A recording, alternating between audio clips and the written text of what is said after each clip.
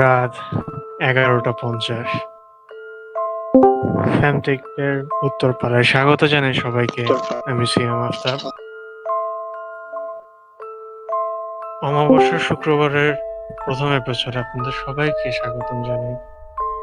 এখানে রয়েছে আমি সিয়াম, আমার সাথে থাকবে তাসিফ, সাউন্ডে থাকবে উৎস এবং আপনারা সবাই আরো অনেকে।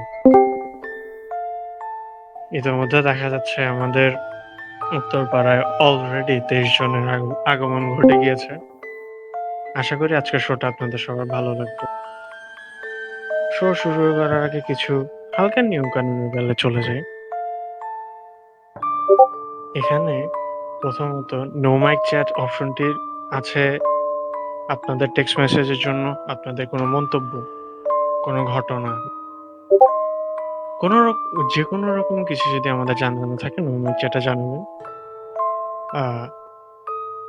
ইউজার নেম হিসেবে আমার অথবা তাসিফের অথবা শাহেদের নাম যদি মেনশন করে দেন তাহলে আমাদের জন্য পড়ে শোনাতে সুবিধা হয়।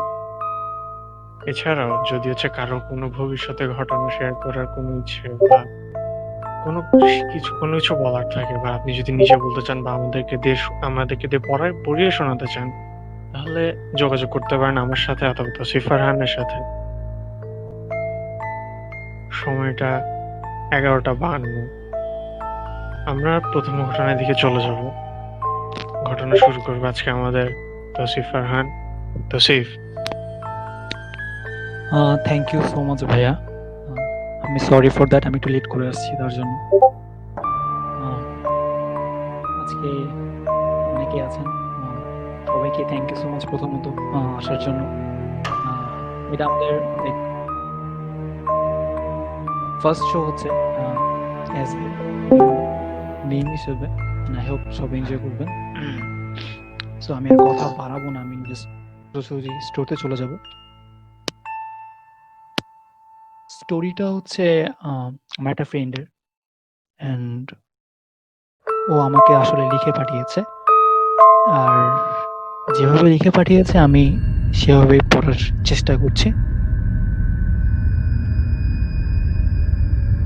আজ থেকে 2018 সালের কাহিনী, অর্থাৎ আজ থেকে 2 বছর আগে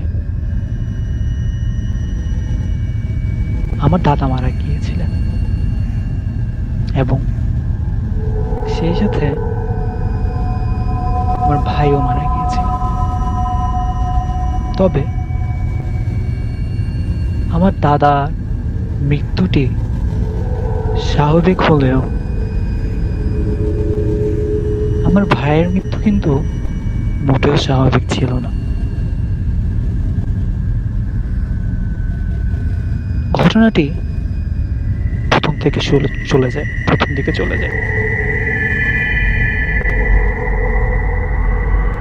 আমাদের গ্রামের বাড়ি চট্টগ্রামের রাঙ্গুনিয়াতে।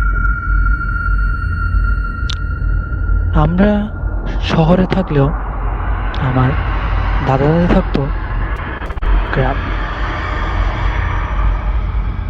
আর আমার দাদা একজন খুবই ফরজগার মানুষ ছিলেন। তিনি যেরকম 5 ওয়াক্ত নামাজ পড়তেন এবং কখনোই তিনি রাতের তাহাজ্জুদের নামাজও মিস দিতেন না। আমরা যতবারই গ্রামে গিয়ে রাত জেগেছিলাম, তখনই দেখেছি দাদাকে নামাজ পড়তে। 2018 সালের ডিসেম্বরের 7 তারিখ আমার দাদার স্বাভাবিক মৃত্যু হয়।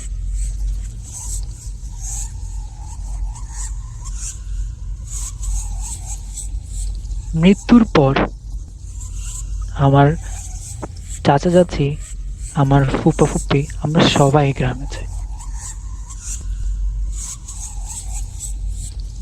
দাদাকে দাফন করা হলো। দাফন কাফনের পর হুজুর এসে আমাদেরকে বললেন, তোমরা তো মনে হয় রীতি নিয়ম জানো। তো আমরা বললাম, জি হুজুর, 4 দিন পর্যন্ত হয়তো আমাদের সবাইকে ঘরে থাকতে হবে, তারপর চলে যেতে হবে। তবে হুজুর বললেন, না, 4 দিন না, 40 বলে একটা কথা আছে, তোমাদেরকে সেই 40-এর আগদিন অর্থাৎ 40 দিন পর্যন্ত থাকতে হবে।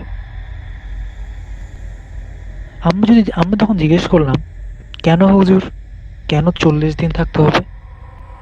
হুজুর বললেন, আমি বলতে পারবো না, বললে আমার সমস্যা হবে, কিন্তু এই 40 দিনের মাঝে যদি তোমরা কেউ এ বাড়ি ছেড়ে কোথাও যাও, তাহলে হয়তো তোমাদের সমস্যা হতে পারে। সবাই জিনিসটাকে একটু অন্যভাবে নিয়েছে। হয়তো অনেকে ভাবছে যে এই গ্রাম তো অজপাড়া গ্রাম, হয়তো 2018 সালে এই সময় এসব রীতি নিয়ম কে মানে? 4 দিন পর্যন্ত না হয় থাকলাম, তারপর চলে যাব। অনেকে আবার বলছে, না, আসছি যখন থেকেই যাব।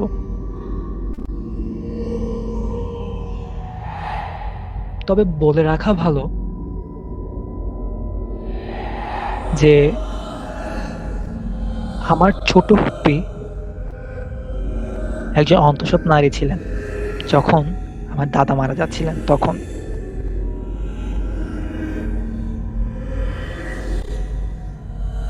আমার দাদা মারা যাওয়ার ঠিক 3 থেকে 4 সপ্তাহ পরে কিন্তু ওনার ডেলিভারি হওয়ার কথা। তো ওনাকে তো অবশ্যই শহরে আসতে হবে চিকিৎসার জন্য। এদিকে আমার বড় চাচুর কি যেন একটা ব্যবসার কাজেও শহরে আসার কথা। তারা কোনোভাবে 4টি দিন ছিল, 4 দিনের পর মেজবান দিয়ে আমার ছোট ফুপ্পি ডাক্তার দেখানোর জন্য শহরে চলে আসলো। সাথেও আমার বড় চাচু ঢাকায় শহরে চলে আসলেন। তারা যখন যাচ্ছিলেন, হুজুর বারবার বারণ করছিলেন না যাওয়ার জন্য, কিন্তু না, তারা চলে গেলেন। পঞ্চমতম দিন, অর্থাৎ 4 দিন পর্যন্ত কিন্তু সবাই ছিল। পঞ্চমতম দিনে ঘর থেকে 2 জন চলে গেল।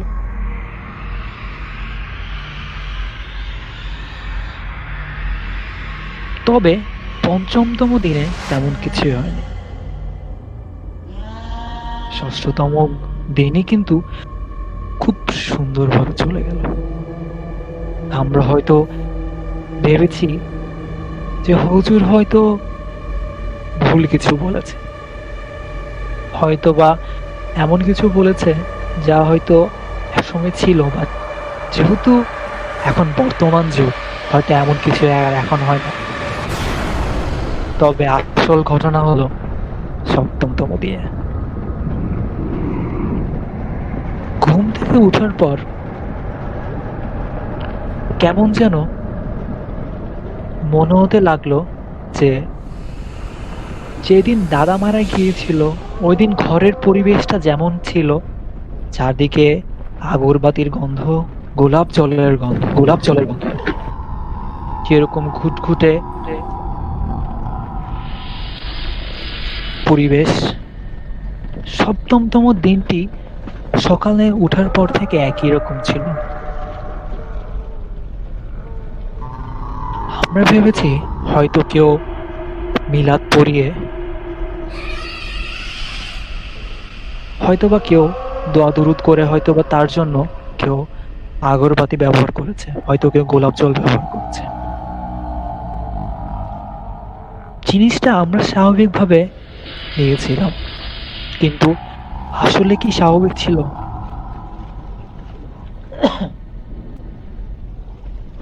না, স্বাভাবিক ছিল না। সেদিন রাতে আমার কাজিন শুনতে পেল কে জানি আমার দাদার রুম থেকে জোরে জোরে কিছু সূরা পাঠ করছে।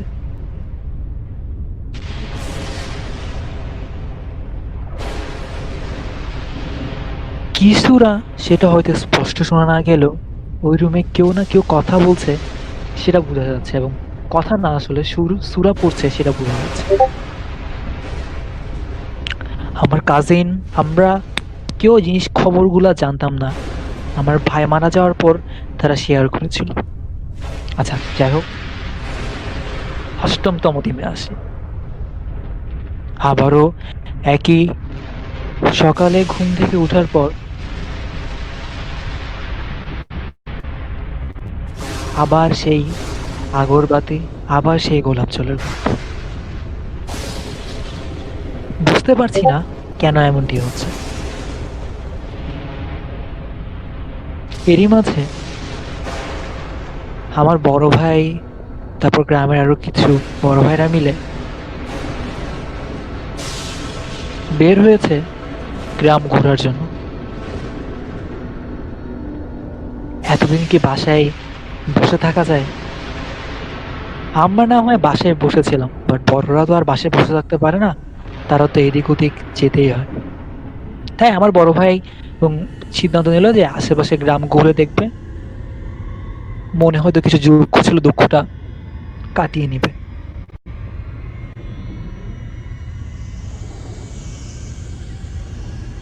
তবে আমার ভাইয়ার সেদিন বের হওয়াটাই আসলে কি ভুল ছিল জানি না।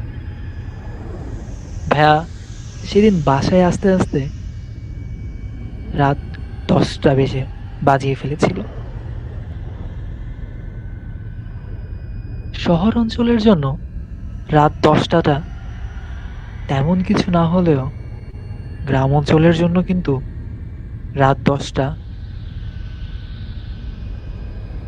অনেক বেশি গভীর রাত। যাই হোক,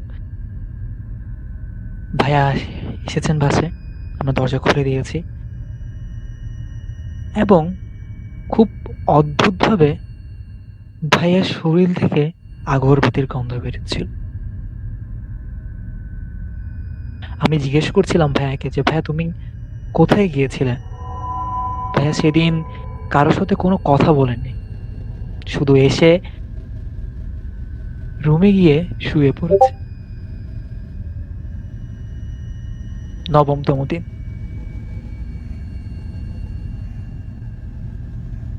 ভাইয়া সকাল সকাল ঘুম থেকে উঠে ঘরের বাইরে চলে গিয়েছে, অবশ্য কাউকে কিছু বলেনি। ঠিক 12টা 48 মিনিটে ভাইয়া বাসায় এসেছে, অর্থাৎ সকাল 6টার দিকে বের হয়ে ভাইয়া দুপুর 12টায় এসেছে। ভাইয়া বলতে লাগলো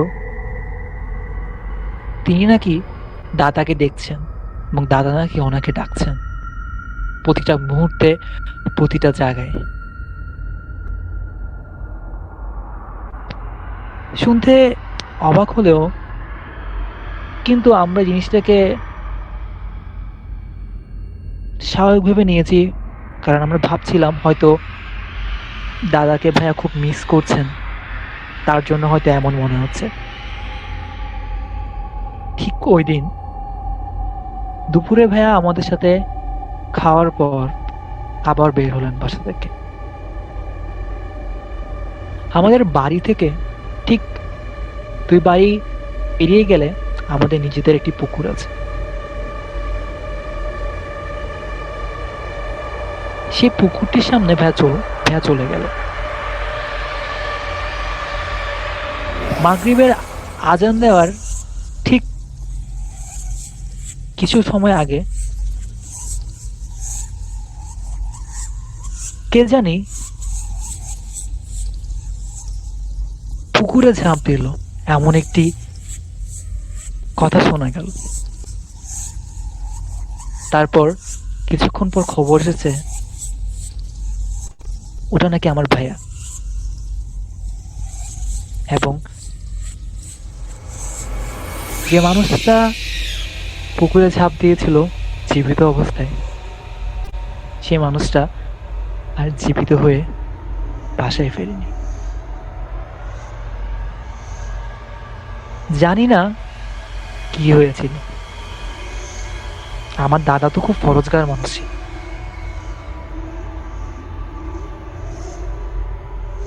40 দিন পর্যন্ত বাসায় না থেকে যে আমার ছোট ফুপ্পি আর আমার বড় চাচা চলে গিয়েছিলেন, সেটার ফল কি আমার বড় ভাইয়ের মৃত্যু। আকস্মিক এই মৃত্যুর পর হয়তো আমরা হুজুর ডাকিয়ে অনেক কিছু করেছি। হুজুর কিন্তু আমাদেরকে বারবার বলেছিল যে কেউ যেন ঘর থেকে বেরিয়ে না যায়, এবং হুজুর এটাও বলেছিল যে ওনারা যে ঘর থেকে বেরিয়েছে তার ফলস্বরূপ হলো এই মৃত্যুটি। আমাদের মেনে নিতে কষ্ট হলেও এটাই বাস্তবতা। হুজুরকে অনেক জিজ্ঞেস করার পরও কেন এমনটি হয়েছে হুজুর মুখ খোলেনি। এখনো পর্যন্ত সে মৃত্যুটি রহস্যজনক বা রহস্য হয়ে রইল। Thank you so much.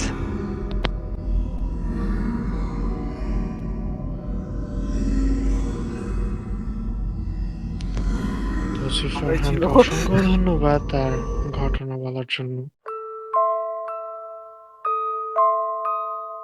আর এই এই এই এই ঘটনা শেয়ারের পর হয়তো অনেকে নিজেদের কুসংস্কার বা নিজেদের হয়তো প্রবীণ কোনো মানুষের কথাতে জ্ঞানে তাদের কোনো ধ্যান দেবেন। আপনার সাথে এমন কোনো একটা ঘটে যেতেও পারে। আর যদি ঘটে লিখে পাঠাতে পারেন, আমাদের ইমেল নোটিশ বোর্ডে পাওয়া যাবে, এবং আমাদেরকে মেসেজ করেও জানাতে পারেন। আর জানানোর সময় আমাদেরকে জানিয়ে দিতে পারেন আপনি কি নিজে ঘটনা জানাবেন নাকি আমরা আপনাদের ঘটনা পড়ে শুনবো। আর কিছু জিনিস জানিয়ে রাখা ভালো যে আমরা নো মাইক চ্যাটে আপনাদের মেসেজগুলোকে প্রাধান্য দেব এখানে পড়ার জন্য, এবং আমাদের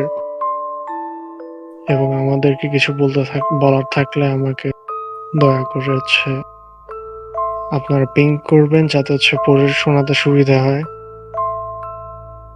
এরপর আমাদের আরেকজন গেস্ট আমাদেরকে গল্প শোনাবেন। তাসিফ, তুমি যদি তাকে ইন্ট্রোডিউস করো। থ্যাংক ইউ সো মাচ সিয়াম ভাইয়া।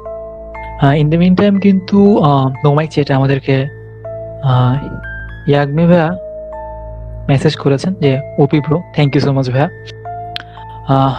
আশা করি অনেক মেসেজ আসবে নোমাইক চ্যাটে, বাট তার আগে আমি চলে যাব নাসার কাছে। নাসা, যদি আমাদেরকে আজকে স্টোরিটা শেয়ার করতে। জি ভাইয়া, আমি স্টার্ট করব। হ্যাঁ হ্যাঁ, শুরু করো। আচ্ছা, 2 বছর আগের ঘটনা। আমি তখন ক্লাস 8-এ পড়তাম।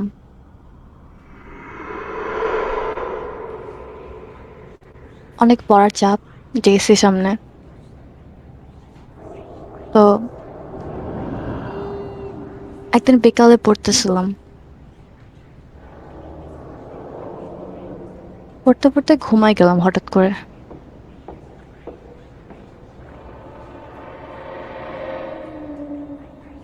ঘুমের মধ্যে একটা স্বপ্ন দেখি, সেই স্বপ্নটাই বলবো।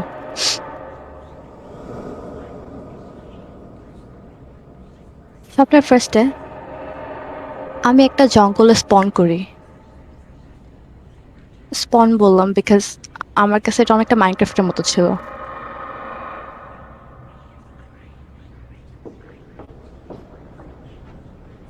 জঙ্গলে আমি কি করতেছি আমি জানি না, কিন্তু আমার মনে হচ্ছিল যে আমি শিকার করতে আসছি অ্যান্ড আমার খাবার জোগাড় করতে হবে। আমি শিকার করা স্টার্ট করলাম। কিছুই পারি না, তাও কয়েকটা মাছ ধরলাম কোনো মতে, অ্যান্ড কিছু ফল পারলাম গাছ থেকে।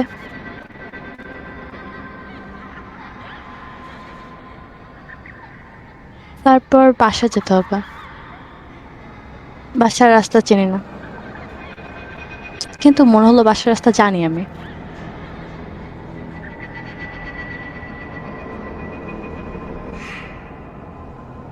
একটা শক্তি আমাকে আমার বাসার রাস্তা চেনাচ্ছিল।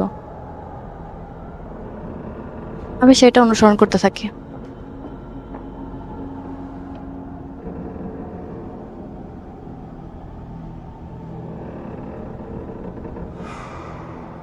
রাস্তা দিয়ে যাচ্ছি, আমার হাতে ফল আর কিছু মাছ, কাঁচা মাছ।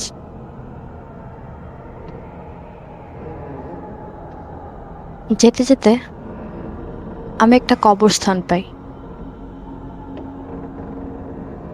আর সেই শক্তিটা বলে আমার কবরস্থানের ভেতর দিয়ে যেতে হবে বাসায় পৌঁছানোর জন্য।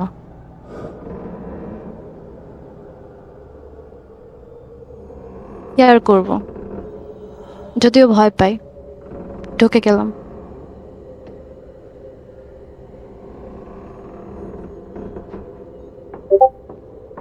নিজেকে বলতে থাকলাম যে এখনো রাত হয় নাই, তাই ভয় পাওয়ার কিছু নাই, অ্যান্ড এটা জাস্ট একটা কবরস্থান, নর্মাল একটা বিষয়। জাস্ট যাবো, বাসা চলে যাবো এখান দিয়ে।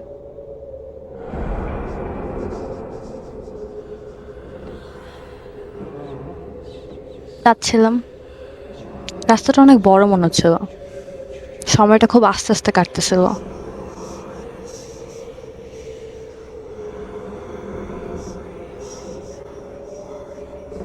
আমি অনেকটা চোখ বন্ধ করে রাস্তা দিয়ে যাচ্ছিলাম।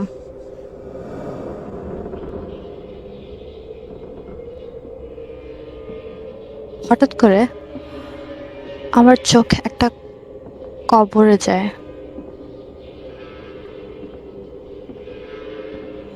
কবরে যেমন লেখা থাকে যে এটা কার কবর, কবে জন্ম নিচ্ছিলেন, কবে মারা গেছেন, এই কবরে তেমন কিছু লেখা ছিল না। ছিল একটা ছবি, একটা মানুষের ছবি, একটা মেয়ের ছবি। যখন তাকিয়ে থাকলাম, ভালো করে তাকিয়ে বুঝতে পারলাম ওই মেয়েটা আমি। আমার তখন আমি তখন নিজেকে বোঝাতে লাগলাম যে এটা এটা আমার চোখের ভুল ছিল। পাশের কবরে তাকালাম, ওটা তো আমার ছবি। তার পাশেরটা, ওটা তো আমার ছবি। আমার আমার খুব ভয় লাগতে লাগলো। আমি চিৎকার করে দৌড়াতে লাগলাম, চিৎকার করে অনেক কষ্ট করে বের হয়ে গেলাম গোরস্থান থেকে। কিভাবে বের হলাম জানি না। বের হওয়ার পর বুঝতে পারি এটা একটা আইল্যান্ড ছিল। এই আইল্যান্ডের মধ্যে গোরস্থানটা, এই আইল্যান্ডের মধ্যে জঙ্গলটা, আর তার সামনে সমুদ্র।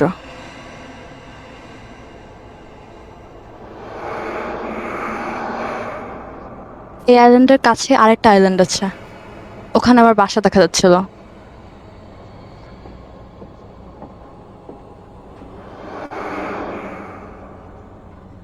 আমার মনে হতে লাগলো আমি যদি এখন বাসায় যাই তাহলে আমি বেঁচে যাব, আমাকে কেউ কিচ্ছু করতে পারবে না।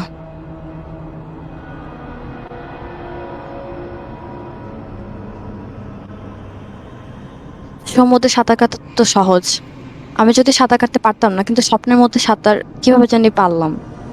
শুরু করে দিলাম সাঁতার কাটা। বাসার দিকে এগোচ্ছে।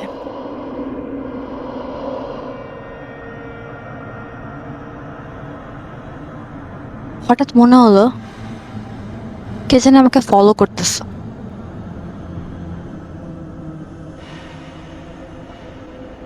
না চাইতে পেছনে তাকালাম, তাকায় দেখি গোল বলের মতো কিছু ক্রিয়েচার।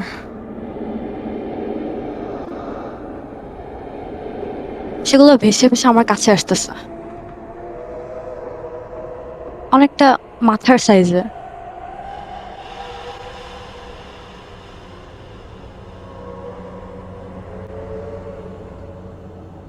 আমি তখন অনেক অনেক ঘাবড়ে গেলাম,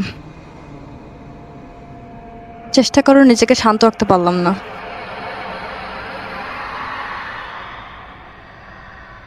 তাড়াতাড়ি সাঁতার কাটতে থাকলাম। আমার মনে হতে থাকলো আমার আইল্যান্ড, আমার বাসার আইল্যান্ডটাই আমার পৌঁছাতেই হবে, না পৌঁছালে অনেক কিছু ঘটে যাবে, অনেক বড় কিছু, অনেক ভয়ঙ্কর কিছু।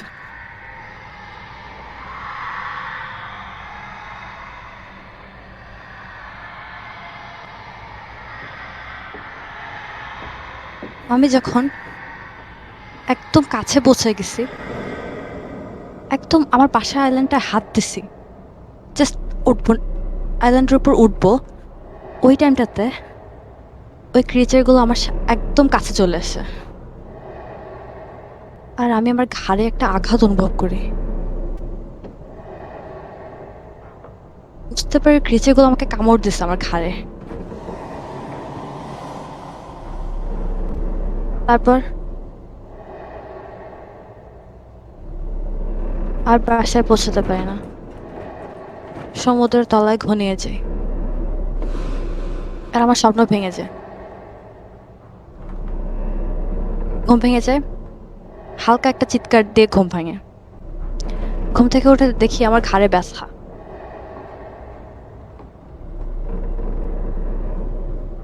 কিসের ব্যথা ওটা?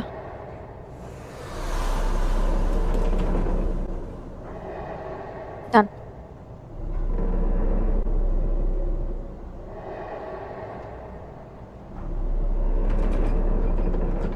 তাহলে ভাইয়া শেষ।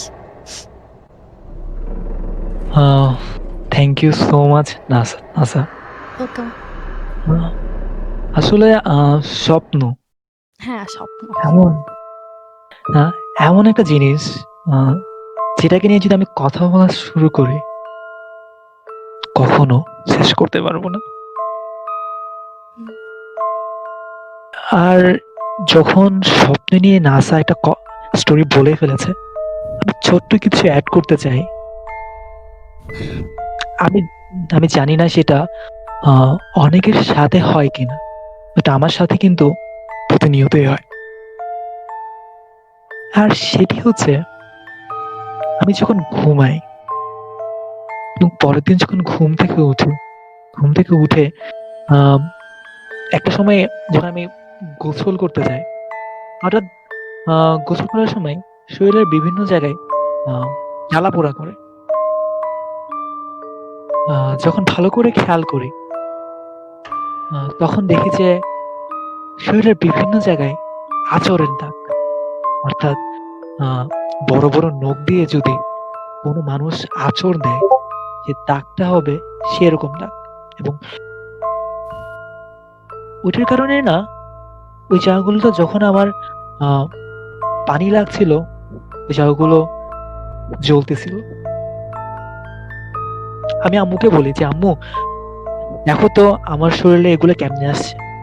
আম্মু আমাকে বলে আচ্ছা তুই তোর হাত দেখা তো। আমি আমার হাত দেখি যে না, কই আমার হাতে তো নখ বড় না। হয়তো অনেকে মনে করতে পারেন যে ঘুমের বসে নাকি নিজের শরীরকে নিজে অনেকে লাইক রাশ ফিল হলে চুলকায়, বাট আমার চুলকালে তো আমার হাতের নখ তো বড় না। তাহলে ওই আঁচড় গুলো কোত্থেকে আসে? হুজুরকে দেখালাম, হুজুর বললো হয়তো সেটি কোন শয়তান তোমাকে আঁচড় দিয়ে যায়। এরপর থেকে দূর করে ঘুমানো শুরু করি এবং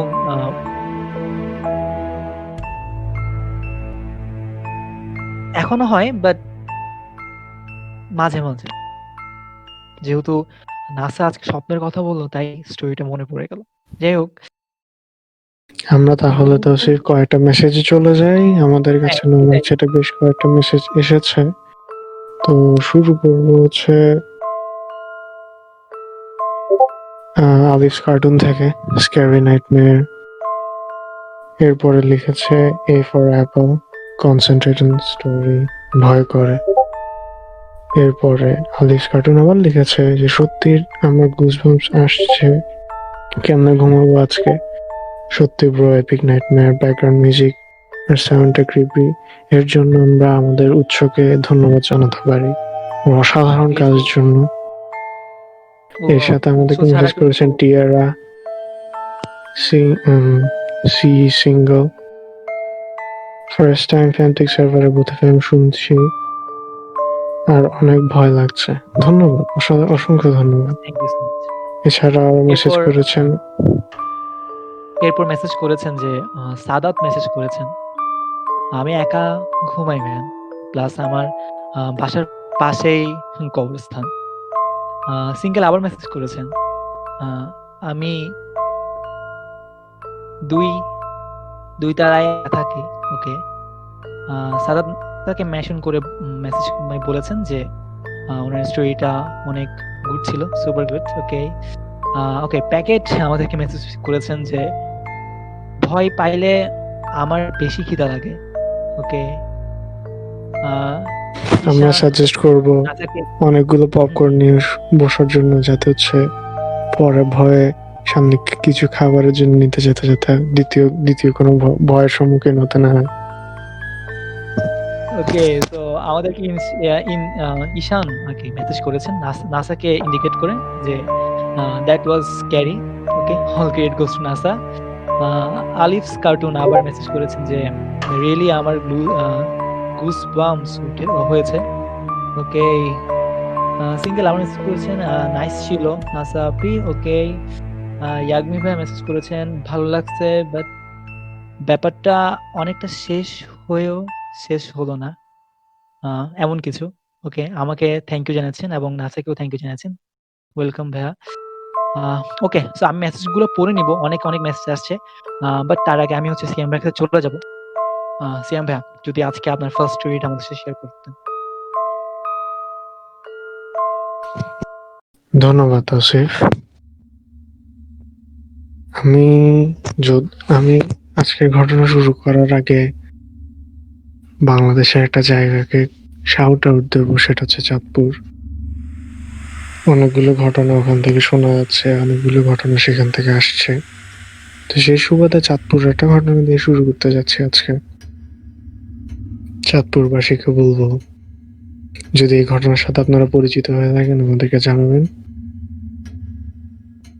এই ঘটনা যার কাছ থেকে শোনা তার মতো করে বলছি। সনটা ছিল 2015 জানুয়ারি মাস। কারো মনে আছে কিনা জানি না, কিন্তু সেই বছর কিন্তু খুবই শীতে ছিলাম। কনকনে ঠান্ডার কোনো এক রাতে আমার আম্মুর ডাকে আমার ঘুম ভাঙে। ডেকে দেওয়ার পর ধর্ষক করে উঠে বসার পর আম্মু বলছিলেন, কিছু একটা কর, তো নানু খুবই অসুস্থ, কিছু করা দরকার, হসপিটালের ব্যবস্থা কর, ডাক্তারের ব্যবস্থা কর। আমি বুঝতে পারছি না আমি কি করবো। ঘুম থেকে উঠে যেন দিক জ্ঞান শূন্য হয়ে গেলাম আমি। কি করবো, কোথায় যাব, কারণ আমাদের কাছ থেকে হসপিটাল অনেক দূরে ছিল। তারপরেও কোনো রকমে যে কোনোভাবে একটা গাড়ির ব্যবস্থা করে নিকটস্থ হাসপাতালে পৌঁছালাম। হাসপাতালের গেটে ঢোকার সময় কোনো কারণে মনে হলো কিছু কি সমস্যা আছে এখানে। তুলনামূলক লোক, মানুষজন, নার্স, ডাক্তার খুবই কম দেখা যাচ্ছে। ভীত ছিলাম, মোস্টলি ভীত ছিলাম আমার নানুর জন্য, কারণ তার অবস্থা খুবই খারাপ ছিল। যেহেতু তার হৃৎপিণ্ডের সমস্যা, ডাক্তারের খুবই দরকার ছিল ওই সময়। জানি না তখন ভূতের ভয় কাজ করছিল কিনা, শুধু এটুকু মাথায় আসছিল, নানুকে বাঁচাতে হবে। কোনো রকম ইমার্জেন্সি ব্যবস্থা করা হলো, নানুকে অক্সিজেনের স্যালাইন দিয়ে রাখা হলো। অত রাতে ইমার্জেন্সিতে একজনের বেশি অ্যালাউ করছিল না, তো আম্মু আমাকে বলেন, তুই বাইরে থাক, তোকে আমি ডেকে নেব। ইমার্জেন্সি থেকে বের হয়ে কিছু দূর পর একটি কেচি গেটের দেখা মিলল, যার বাইরে কোনো একজন খুব অন্ধকারে একটা শাল গায়ে চুপ করে বসে রয়েছে। না সে নড়ছিল, না কারোর সাথে কথা বলছিল। আমি একটু ঘাবড়ে গেলাম, কারণ তাকে আমি ঢোকার সময় দেখেছি। সে কোনো কারণে নড়ছিল না, একটুও না।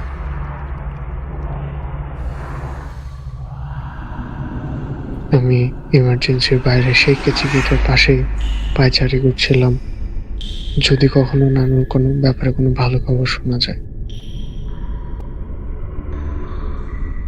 হঠাৎ আম্মু বেরিয়ে এলেন। বাবা তুই কোথায়?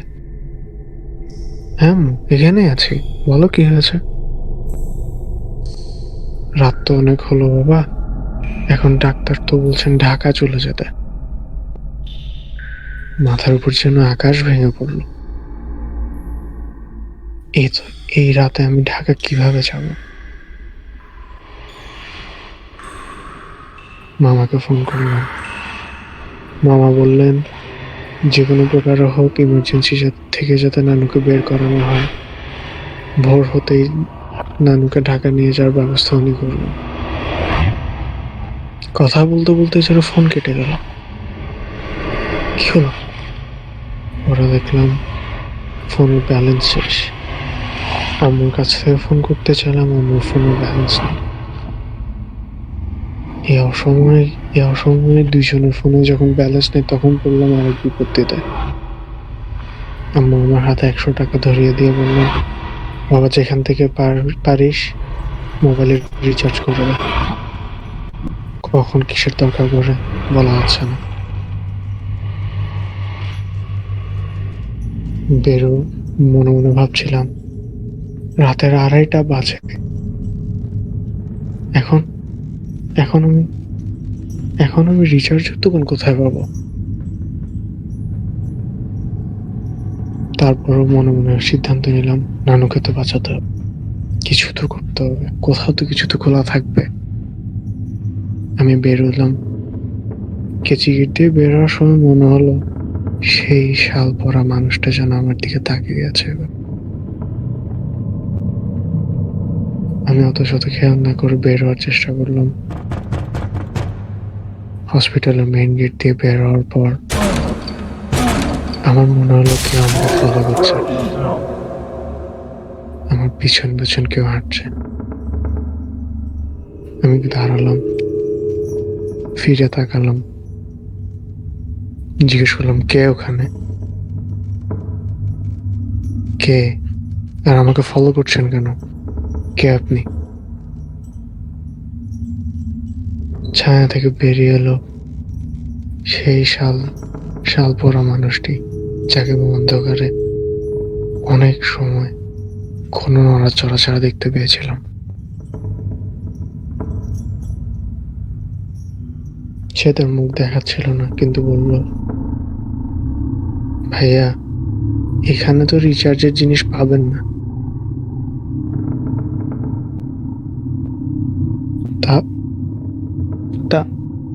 তাহলে কোথায় বাবা? আপনি আমাদের কথা শুনছিলেন? ভাইয়া কাছে বসেছিলাম, মাফ করবেন। আপনার রিচার্জের দরকার হলে ওদিকের রাস্তায় হয়তো কোনো কিছু দোকান খোলা থাকতো, একটু একটু রিস্কি, তবে একটু ব্যবস্থা করা দরকার আপনার। আমি ভাবলাম কি বা করার আছে। তাকে বললাম, আপনি কি আমাকে দেখিয়ে দিতে পারবেন? ভদ্রলোক যেন হালকা হাসলেন। জি, আসেন আমার সাথে। তিনি হাঁটছেন হাঁটছেন হাঁটছেন, এরপরে নীরবতা ভাঙাতে তাকে বললাম, আপনি এখানে কার সাথে এসেছেন? কিছুক্ষণ চুপ থাকার পর লোকটি বলল, মাকে নিয়ে এসেছি। মা খুব অসুস্থ। কাঁদো কাঁদো গলায় যেন সে বলতে চাইল, আমার মা আর বাঁচবে না।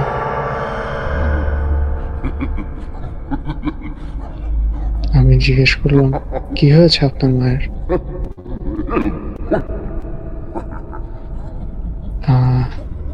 আমি ঠিক জানি না, কিন্তু ডাক্তারদের চিন্তিত মুখ দেখে মনে হচ্ছে না তিনি আর বাঁচবেন। আবার যেন কাঁদো কাঁদো গলায় তিনি বলার চেষ্টা করছিলেন, আমার মা আর বাঁচবেন না, আমার মা আর বাঁচবেন না। আমরা এগিয়ে যাচ্ছিলাম। তাকে বললাম, মন খারাপ করার কিছু নেই, চেষ্টা করতে থাকুন, চেষ্টা ছাড়া কি উপায় হয়? বা আমি আমার নানুকে বাঁচাতে এখানে নিয়ে এসেছি। এবার তিনি ডিরেক্ট যেন বললেন, আপনি বুঝতে পারছেন না, আমার মা আর বাঁচবে না, আমার মা আর বাঁচবে না। হঠাৎ করে কত দূর হাঁটার পর মানুষটি বলে উঠল, এই সে দোকানটা যেটির কথা আপনাকে বলছিলাম। আমি দেখলাম দোকান ঠিকই আছে, কিন্তু দোকান বন্ধ। এই সময় এখানে দোকানটা খোলা থাকার চান্স আসলে খুবই কম। এরপর হঠাৎ মানুষটি যে কথাটা বলল, তার জন্য আমি যেন প্রস্তুত ছিলাম না। আমার মা মারা গেলে তার জন্য দোয়া করবেন, আল্লাহ যাতে তাকে জান্নাত নসিব করে। এরপরে যেন সে হু হু করে কাঁদা শুরু করলো। এরপর আমার বিপরীত দিকে হাঁটা শুরু করলো। আমি বললাম, এ ভাই কই যাচ্ছেন আপনি? হসপিটাল এদিকে। তিনি যেন আমার কথা না শুনে হন হন করে হাঁটা শুরু করলো। এতটাই জোরে হাঁটছিলেন তিনি যে তাকে নাগাল পাওয়া আমার জন্য মুশকিল ছিল। চোখের পলক ফেলতে যেন তাকে আমি হারিয়ে ফেললাম।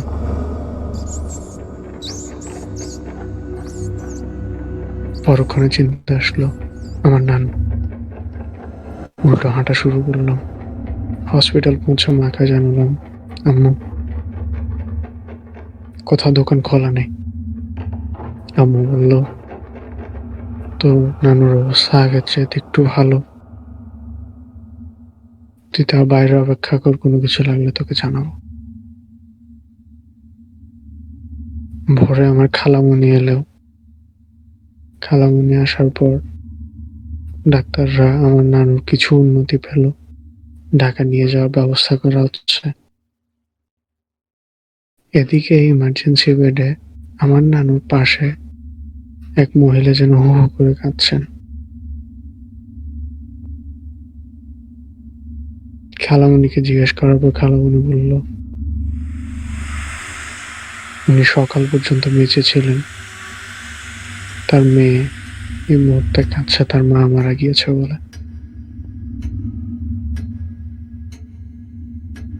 মেয়েটি নাকি খালামণিকে আরো জানিয়েছিল যে তার এক ভাই ছিল যে 2 বছর আগে পানিতে ডুবে মারা গিয়েছে। একটু পাগলাটে গোছের, এখানে সেখানে ঘুরে বেড়াতো।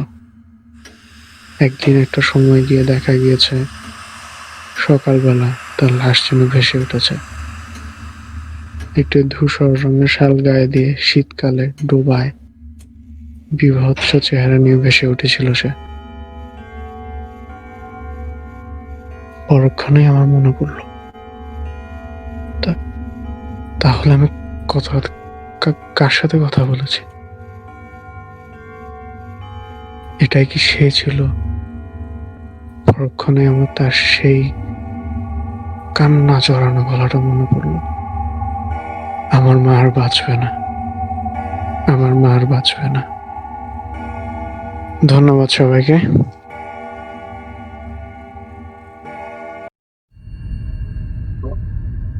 ধন্যবাদ সিয়াম ভাইয়া। স্টোরিটা গতানুগতিক না,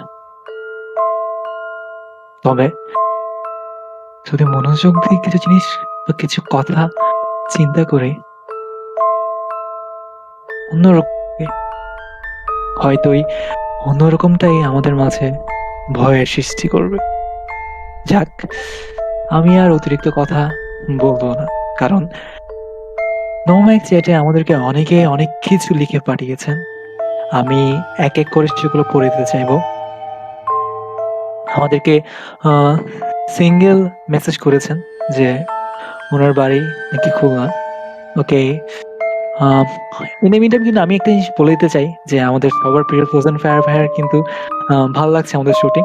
থ্যাংক ইউ সো মাচ ভাইয়া আমাদের সাথে যুক্ত থাকার জন্য। এর মাঝে কিন্তু আমাদেরকে সিঙ্গেল একটা স্টোরি শেয়ার করতে যাচ্ছেন। আশা করি আমরা সুযোগ পেলে আপনাকে স্টোরি শেয়ার করতে দিব। এর মাঝে সাদাত লিখেছেন যে উনি রাত ১টার বেশি হয়তো সারভাইভ করতে পারবেন না। তারপর আরো লিখেছেন যে গ্রুভির যে ট্রিগার সেটি পারফেক্ট ছিল। আসলে এটার পুরো ক্রেডিট কিন্তু আমি কানাকে দিব, অর্থাৎ আমাদের শাহেদকে দিব। শাহেদের এই মিউজিক কম্পোজিশন ছাড়া কিন্তু আজকের শোটি পুরোটাই অর্থহীন থাকতো। এরপর আমরা কিছু মেসেজে চলে যাব, যেখানে আমাদেরকে প্যাকেট বা ঠোঙ্গা বলেছে ভাই অন্যের কাছে স্টোরি নিয়ে থাকতে পারো, রুট রুট আমার মতো কিছু নেই, যাই হোক। এরপরে লিখেছেন সিঙ্গেল ভাইয়া, আমি কি এখানে আমার স্টোরি শেয়ার করতে পারবো? অবশ্যই, কোনো স্টোরি থাকলে আমাদেরকে লিখে পাঠাবেন বা তার সাথে জানাবেন যে আপনি স্টোরিটি নিজে শেয়ার করবেন নাকি আমরা পড়ে শোনাবো। এরপর লিখেছে প্যাকেট বা ঠোগা। এরপরে লিখেছে আলিফ কার্টুন।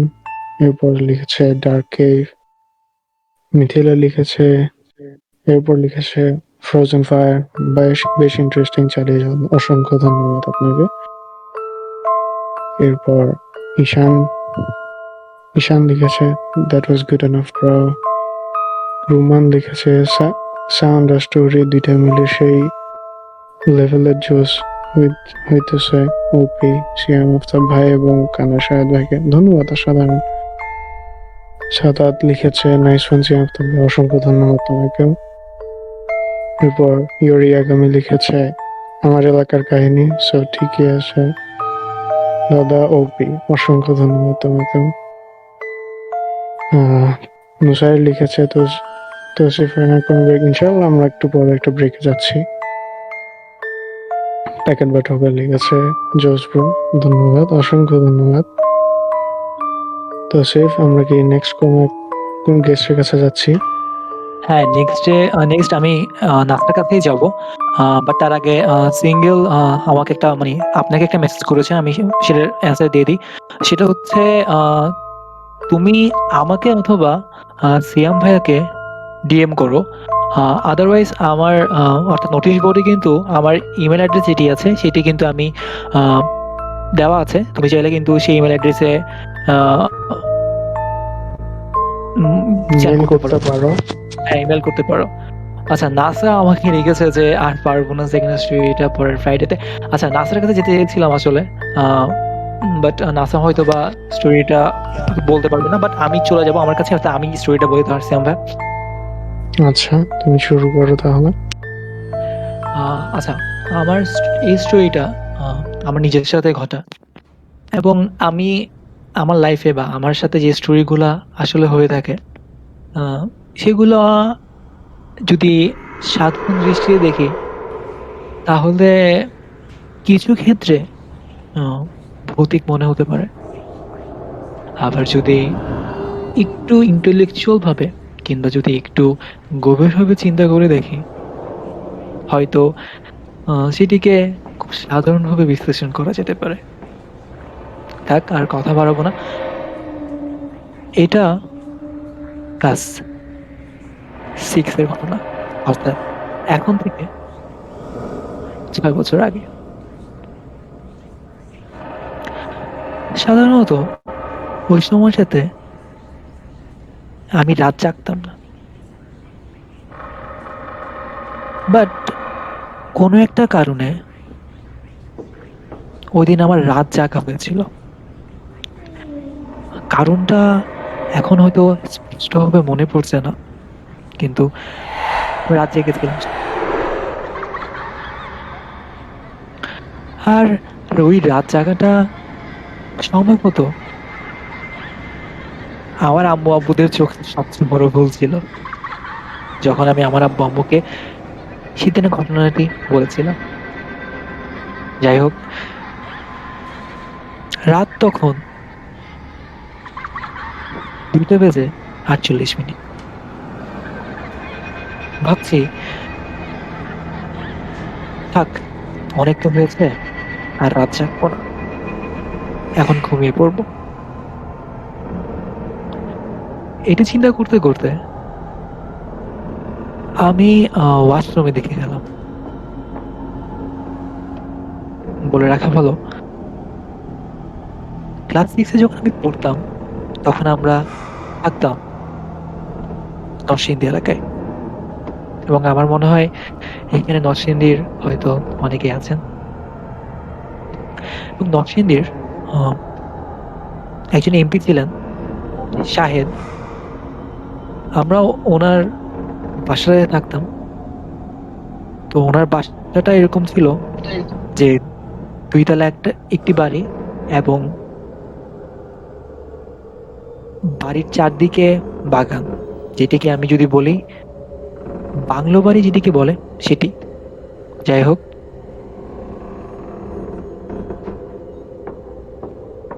আমরা থাকতাম নিচতলায়, অর্থাৎ আমাদের বাড়ির আশেপাশে যে ওয়াল ছিল সেই ওয়ালের হাইট এবং আমাদের বাসার যে জানালা সেটা একদম স্পষ্ট দেখা যেত। অর্থাৎ ওয়াল দিয়ে যদি কেউ হেঁটে যায় তাহলে তার পা স্পষ্ট দেখা যেত বাসার যে কোনো জানলা দিয়ে। তো সেদিন রাতে বলছিলাম, আমি 2:48-এর দিকে উঠে ভাবছি যে ঘুমিয়ে পড়বো। ঘুমানোর আগে তো ওয়াশরুমে যাওয়া দরকার। ওয়াশরুমে গেলাম। ওয়াশরুমে গিয়ে দেখি, যখন আমি লাইট অন করি তখন দেখি ওই জানালা বরাবর কেউ একজন দাঁড়িয়ে আছে। আসলে তার পা আমি স্পষ্ট দেখছি না, বাট আমার মনে হচ্ছে ওখানে কেউ দাঁড়িয়ে আছে। সচরাচর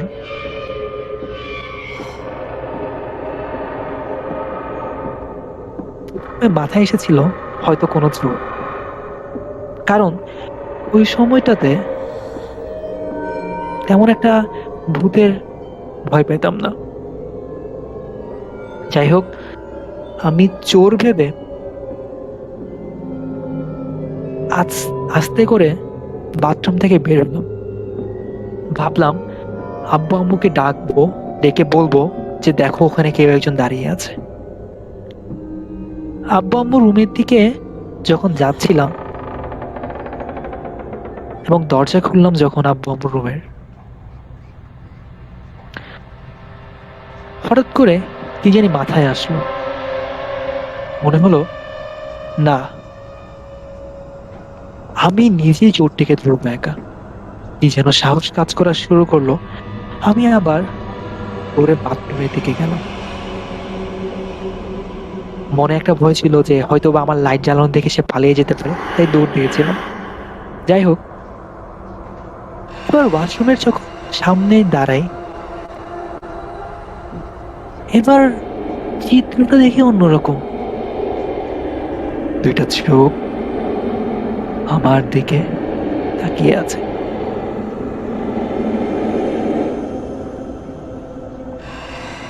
আমি এবার একটু হতবাক হলাম যে চোখ, ওই চোখটা কি আমাকে দেখছে তাহলে? কি মনে করে যেন আমি বাথরুমের দিকে পা বাড়ালাম, যেটি হয়তো আমার মোটেও করা উচিত হয়নি, কিন্তু আমি তাও করলাম। ওয়াশরুমে ঢুকলাম। ওয়াশরুমে ঢুকে যতই ওই জানলার দিকে আগাচ্ছি, ততই মনে হচ্ছে ওই জিনিসটি আকার পরিবর্তন করছে, অর্থাৎ ছোট হতে শুরু করছে। মনে আবার কেমন যেন সাহস কাজ করতে লাগলো।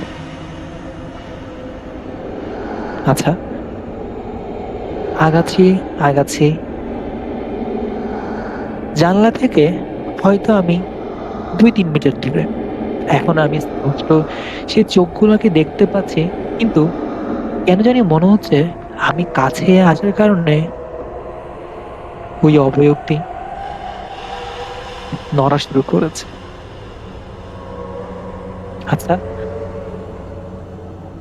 তাহলে ওইটা হয়তো বা তেমন কিছু না, হয়তো বা সেটা বা ওই জিনিসটা আমাকে ভয় পায়।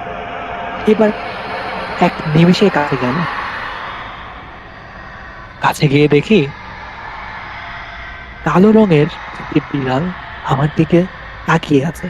যেহেতু আমি জানলার কাছে গিয়েছি একদম, সে এখানে বসা অবস্থায় ছিল, বাট এবার সে উঠে দাঁড়ালো এবং বুঝতে পারছিল হয়তোবা আমি তার কোনো ক্ষতি করতে এসেছি।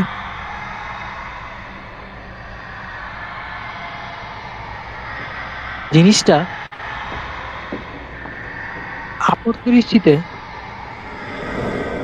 অনেক হয়তো মনে করেছে, আমি যাদেরকে স্টোরি শেয়ার করেছি তারা অনেক হয়তো মনে করেছে ভাগ্য ভালো ছিল দেখে তোর সাথে কিছু হয়নি।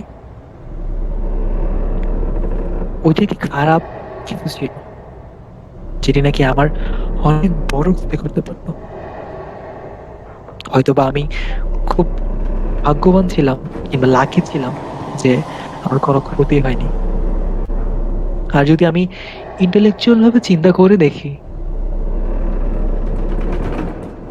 ওইটা আসলেই তো একটি বিড়াল ছিল, তাই না? ওইটি আবার আমার কি ক্ষতি করবে? যাই হোক, এটাই ছিল আমার story. Thank you so much সবাইকে। অসংখ্য ধন্যবাদ জানাই তাসিফ ফারহানকে তার দ্বিতীয় ঘটনার জন্য। এর মধ্যে দেখা যাচ্ছে অনেকে জয়েন করছেন, অনেকে কথা বলছেন। আর যারা আছেন তাদের মধ্যে আমি কিছু কথা বলতে চাই যে হচ্ছে, যারা এখানে থাকবেন তারা দয়া করে মিউটে থাকবেন, কারণ বিভিন্ন জনের বিভিন্ন কারণে একই সমস্যা হতে পারে। তো যে কারণে মিউটে থাকাটা আপনাদের শোনার জন্য একটু বেটার হয়। এছাড়া নো মাইক চ্যাট অপশনটিতে যদি সম্ভব হয় তাহলে হচ্ছে আপনারা এই শো রিলেটেড ছাড়া আর কোনো কিছু যদি না বলেন তাহলে আমাদের মেসেজগুলো পড়তে সুবিধা হয়, কারণ নিজেরা চ্যাট করতে থাকলে তখন আমরা সেটা হঠাৎ বুঝতে পারা যায় না যে আমাদেরকে বলা হচ্ছে নাকি নিজেদের মধ্যেই। তো ধন্যবাদ জানাবো যদি হচ্ছে আপনারা এই জিনিসটা একটু টাইমের জন্য মেনটেন করবেন। এর মধ্যে আমরা ছোট্ট একটা ব্রেকে যাবো, ব্রেকের পরে আপনাদের সাথে জয়েন করছি।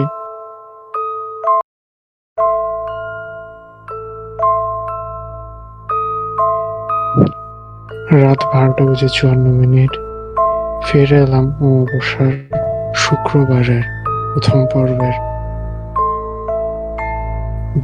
ব্রেকের আগে আমাদের ঘটনা শেয়ার করছিলেন তাসিফ ফারহান। আর অবশ্য শুক্রবারে যদি হচ্ছে আপনারা নিজেদের কোনো গল্প শেয়ার করতে চান তাহলে আমাদেরকে জানাতে পারেন। সিয়াম আফতাব অথবা তৌসিফ ফারহানকে ডিএম করতে পারেন, অথবা নোটিশ বোর্ডে আমাদের ইমেল অ্যাড্রেস থেকে জানানো হয়েছে, ওখানে আমাদেরকে ইমেল করতে পারেন। আর ইমেল করার মধ্যে আমাদেরকে জানিয়ে দিতে পারেন আপনি কি ঘটনা নিজে শেয়ার করবেন, নাকি আপনি চান আমরা আপনার ঘটনাটা পড়ে শোনাই। এছাড়াও অলরেডি আমাদের সাথে 33 জন যারা জয়েন আছে সবাইকে ধন্যবাদ জানাই। এর মধ্যে আবার বলে রাখি, যারা আমাদেরকে কিছু জানাতে চান আমাদের শো সম্পর্কে এখানে, তারা আমাদেরকে নোম্যাক চ্যাটে জানাতে পারেন। নোম্যাক চ্যাটে জানানোর সময় খেয়াল রাখবেন যাতে হোস্টের যে কোনো একজনকে আপনি মেনশন করেন, যাতে আমরা আপনার মেসেজটি পড়ে শোনাতে পারি এবং আপনাদের মতামত এখানে জানাতে পারি। নেক্সট স্টোরি শুরু করার আগে বলে রাখবো যে আমাদের এই শোটিতে আপনাদের সবার সাহায্যের জন্য অসংখ্য ধন্যবাদ যারা এখানে এসেছেন। আপনাদের জন্য শোটি আজকে, এবং আপনাদের জন্য শোটি ইনশাআল্লাহ ভালো যাবে, আর এর মধ্যে আমরা আগানোর সুযোগ পাবো। আর এর সাথে আমরা এরপরে ঘটনায় চলে যাচ্ছি তাসিফ ফারহানের কাছে। Tasif, thank you so much CM ভাইয়া, এবং থ্যাংক ইউ যারা এখন রাইট নাও আমাদের সাথে যুক্ত আছেন। আপনারা এতক্ষণ ধরে আমাদের সাথে যুক্ত ছিলেন, এটা আমাদের জন্য অনেক বড় কিছু। এবং আশা করব এরই মাঝে যদি আপনারা আমাদেরকে আপনাদের মূল্যবান সে স্টোরিগুলো, আপনাদের মূল্যবান যে টেক্সটগুলো, সেগুলো আমাদের সাথে দিয়ে থাকেন, তাহলে আমরা আরো বেশি খুশি হব। ওকে, আমি আমার শেষের স্টোরিতে চলে যাব। আমরা হয়তো অনেকেই চট্টগ্রামের ফয়েজ লেক পার্কের নাম শুনেছি। হয়তো এখানে এমন অনেকেই আছে যারা সেখানে একবার না একবার হলেও গিয়েছি। আজকে আমি সেখানকার একটি স্টোরি বলবো, এবং এটি আপাত দৃষ্টিতে অনেকেই মিথ্যা বললেও আবার অনেকে এটিকে সত্য ঘটনা বলে দাবি করেন। যাক, আমি এর আর কিছু কথা বলবো না। পাকিস্তান আমল থেকে ফয়েজ লেকের পিছনে, অর্থাৎ ফয়েজ লেকের আশেপাশে যে পাহাড় বা যে টিলাগুলো ছিল, সেগুলো মুক্তিযুদ্ধের সময় অ্যাজ এ গণকবর হিসেবে ব্যবহার করা হতো। অর্থাৎ পাকিস্তান আমলে যেভাবে মানুষকে নির্যাতন করে হত্যা করা হতো, সেই মানুষগুলোকে, অর্থাৎ চট্টগ্রাম অঞ্চলের সেই মানুষগুলোকে কবর দেওয়ার জন্য সেই পাহাড় বা টিলাগুলোকে বেছে নেওয়া হতো।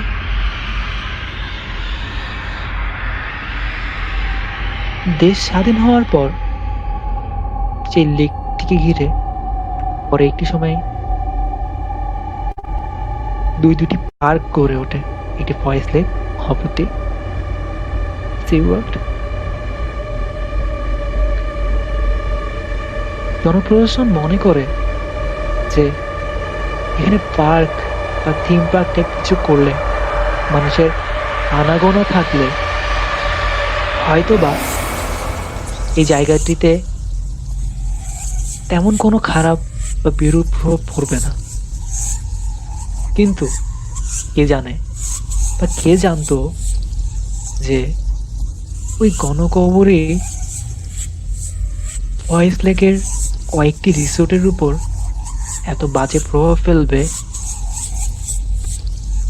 যাই হোক, আমি এর আগে হয়তো বা শেয়ার করেছিলাম ফয়েজ লেকের একটা স্টোরি, বাট আমি আজকে ফয়েজ লেকের যে রিসোর্টগুলো আছে, সেই রিসোর্টগুলো অনেক আগে তৈরি হলেও বর্তমানে 50% রিসোর্ট কিন্তু বন্ধ। ওগুলো চাইলেও আপনি ভাড়া নিতে পারবেন না।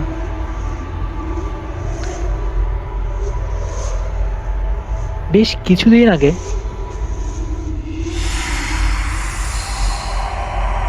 যখন ফয়েজ লেক হয়েছিল, তখন নবদম্পতি সে ফয়েজ লেকের রিসোর্টগুলোর একটিতে রুম নিয়েছিল।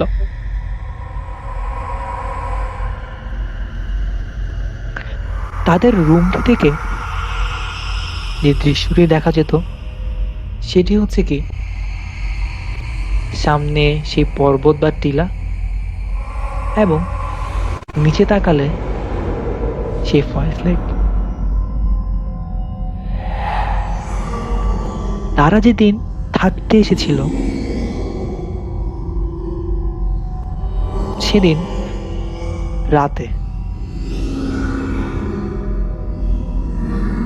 রাত 12:51। টাইমটি হয়তো এক্স্যাক্টলি বলতে পারছি কারণ আমাকে যে মানুষগুলো ঘটনা বলেছে তারাই আমাকে এই টাইমটি বলেছিল। যাই হোক,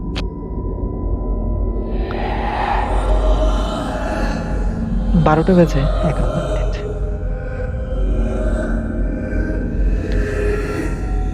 নবদম্পতি ভাবছে যে রাতে ওরা ক্যান্ডেল লাইট ডিনার করবে। হোটেল ম্যানেজমেন্টকে অর্থাৎ রিসোর্ট ম্যানেজমেন্টকে সম্পূর্ণ দায়িত্ব দেওয়া হলো পুরো ব্যাপারটি সামলানোর জন্য। তারা রিসোর্টের ঠিক ছাদে তাদের জন্য এই অ্যারেঞ্জমেন্টটি করে দিল এবং তাদের কথা ছিল যে তারা রাতেই সেই ক্যান্ডেল লাইট ডিনারটি করবে এবং রাত 1টার দিকে।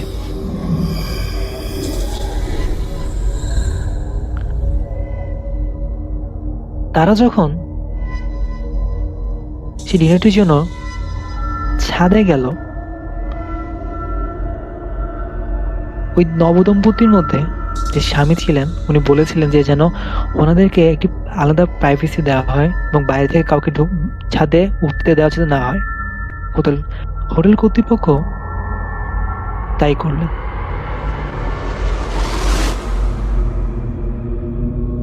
রাত 1টা বেজে 18 কি 25 হবে, তারা ছাদে গল্প করছে। এমতো অবস্থায়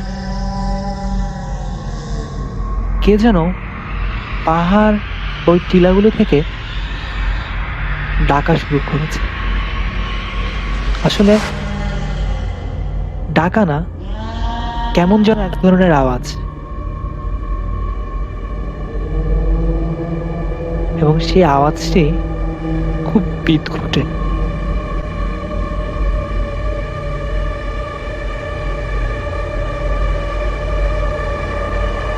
তারা প্রথমে জিনিসটাকে তোয়াক্কা না করে তার নিজেদের মতো কথা বলতে থাকে।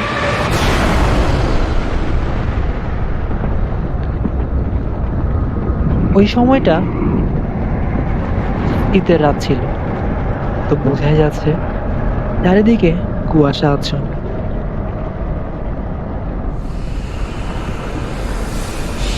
কুয়াশা আচ্ছন্ন এই পরিবেশে হঠাৎ করে এত ঠান্ডার মাঝে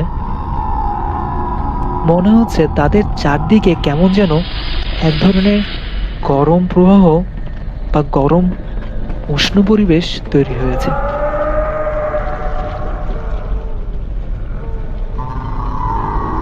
এবং তারা জিনিসটাকে বুঝতে পারছে না যে এত ঠান্ডার মধ্যে হঠাৎ আমাদের চারদিকে এরকম পরিবেশ কেন হয়ে গেছে, এবং হঠাৎ করে কেন জানি মনে হচ্ছে যে যে কুয়াশা আছে সেই কুয়াশাটি আরো ঘন হয়ে গিয়েছে।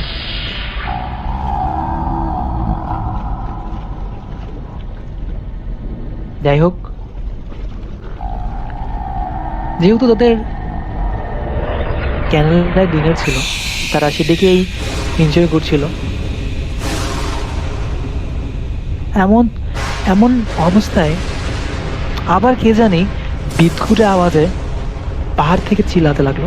এবং কথাই আছে না যে পাহাড় বা টিলা বা উঁচু কোনো জায়গা থেকে যদি কেউ চিৎকার করে সেই চিৎকারের একও কিন্তু শোনা যায়, এবং সে একো এবং ওই চিৎকার দুটি মিলে যে এত বিদঘুটে আওয়াজ করছিল, ওরা থাকতে পারছিল না সেখানে।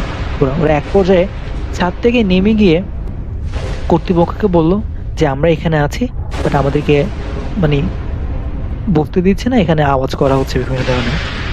তো তাদেরকে বললো যে আপনারা আপাতত আর ছাদে থাকেন না, আপনার রুমে ব্যাক করেন। এখানে হয়তো বা পুরো ঘটনার সমাপ্তি ঘটতে পারত, কিন্তু না। রুমে যখন তারা ব্যাক করলেন, ব্যাক করার পর যে হাজবেন্ড ছিলেন উনি সম্ভবত ওয়াশরুমে গিয়েছিলেন, এবং যিনি ওয়াইফ ছিলেন তিনি রুমে একা ছিলেন।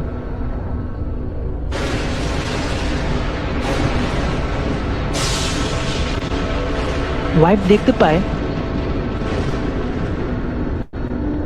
পাহাড়ের ওখান থেকে কেমন যেন আলো আসছে এবং সেটি সরাসরি গিয়ে পানিতে পড়ছে। অর্থাৎ পাহাড়ের সেই আলোটি নির্দেশ করছিল যে পানির দিকে তাকাতে। এবং উনি যখন পানির দিকে তাকিয়েছেন ওই জানালা থেকে, যা দেখেছেন তা দেখার জন্য তিনি মোটেও প্রস্তুত ছিলেন না। তিনি দেখতে পেলেন পানির মধ্যে কলা কাটা অনেকগুলো লাশ ভাসছে, এবং তাদের যে মাথা সেটি তো আলাদা, তবে শরীরের একদম কাছাকাছি। এবং ওই মাথা বা ওই মুখমণ্ডল থেকে তারা কথা বলছে, এবং ওই কথাটাই সে বিদঘুটে আওয়াজ। এটি দেখার পর তিনি ওখানেই সেন্সলেস হয়ে পড়ে গেলেন। এরপরে হাজবেন্ড যখন ওয়াশরুম থেকে বের হলেন, দেখলেন স্ত্রী তো জানলার সামনে সেন্সলেস হয়ে পড়ে আছে। তিনি কিছু বুঝতে না বুঝছে যখনই জানলার সামনে গেলেন,